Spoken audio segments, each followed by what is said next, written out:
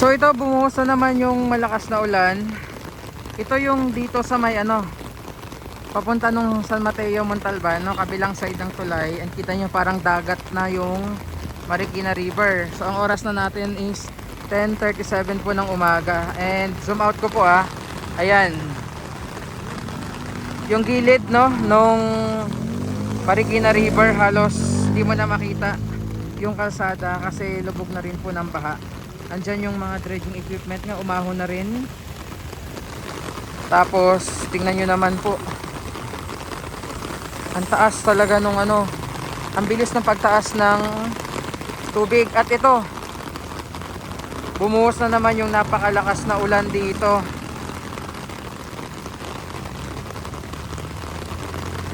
Lakas lakas ng agos.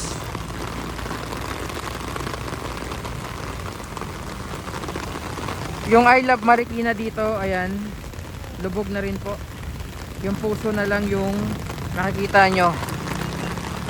And papakita ko sa inyo dun sa may kabilang side naman ng tulay, yung palabas na ng Pasig River papunta ng Marcos Highway. Kasi this side po, yung tubig na yan, mga galing yan ng upstream, no? Lalo sa Montalban, ayan, papunta yan ng Montalban, San Mateo. And kita nyo naman kung gaano kabilis yung ragasa, agos ng tubig,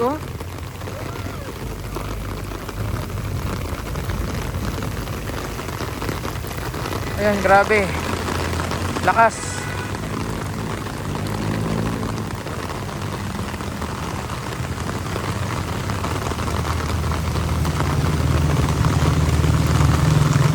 Ayan, tawid tayo doon sa may kabila. Pakita ko naman sa inyo yung sitwasyon ng Marikina River water level doon. Yan yung makdo dito pala sa gilid.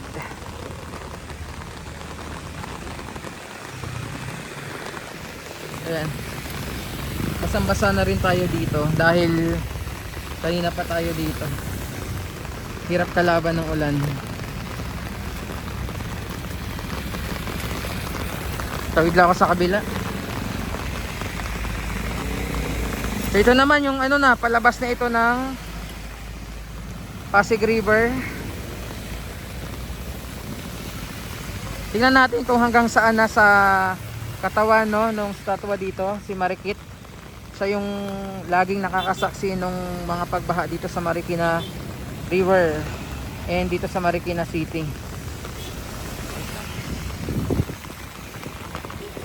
So ito yung sa may kabilang side. Ayan, tingnan nyo po. I-zoom out ko muna. Ayan. Yan na po yung itsura ng Marikina River ngayong umaga. Tapos ayun si Marikit. Tingnan nyo po kung hanggang saan na niya. Ayan.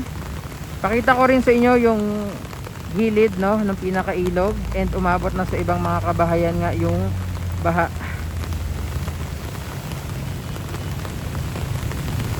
Ayan may mga tao din doon na nag-aabang. Nakita nyo naman yung mabilis na ragasa ng kulay tsokolate na tubig dito sa Marikina River. And mag-ingat po tayong lahat.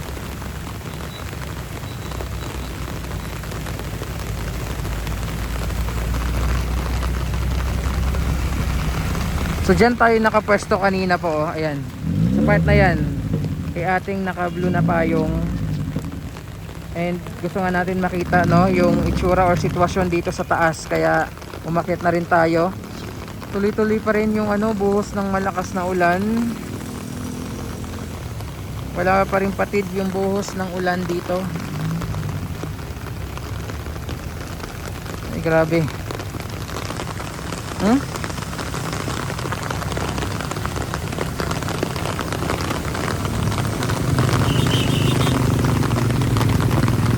Ito yung paligid ang daming tao rin dito nag-aabang.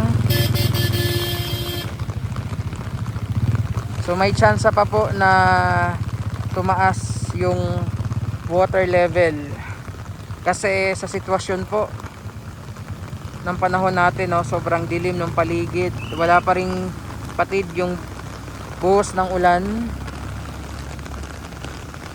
Napakalakas.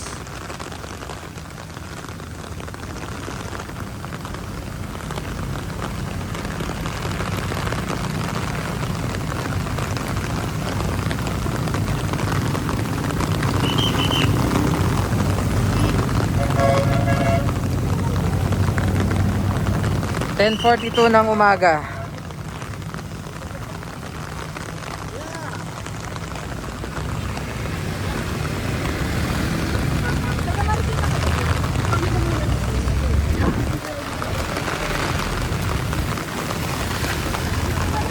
Tayo, basang-basa na rin tayo. Grabe, ngayon ko lang ulit nakita. Actually, parang first time ko makita ganito kataas yung tubig.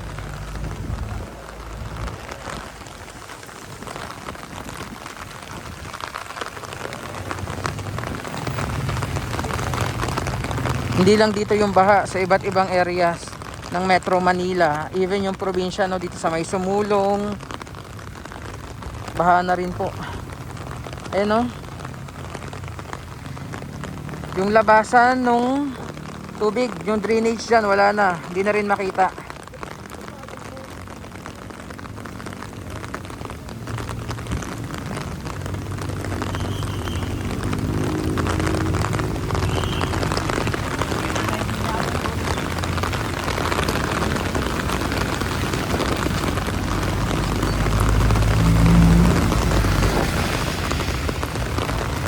So, naglalakad na tayo, pababa ng tulay, basang-basa na tayo.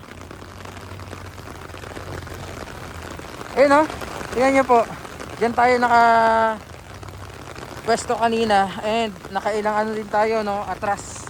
Ilang beses na tayong umatras kasi nga continuous yung pagtaas ng ano, tubig.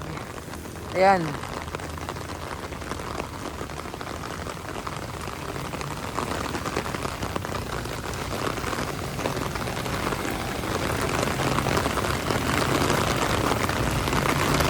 So yan muna yung ating update.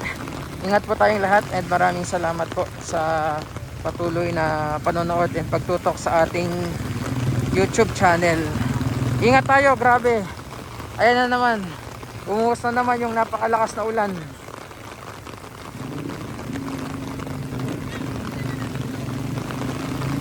By the way, ito yung Santo Niño Bridge. Yung tulay na pinanggalingan natin, no, Santo Niño Bridge po yun. Ito. Tapos ito na yung pinakabayan ng Marikina City.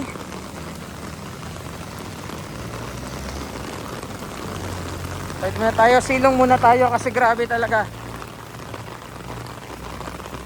Walang tigil yung ano. Lumakas na naman yung buhos ng ulan.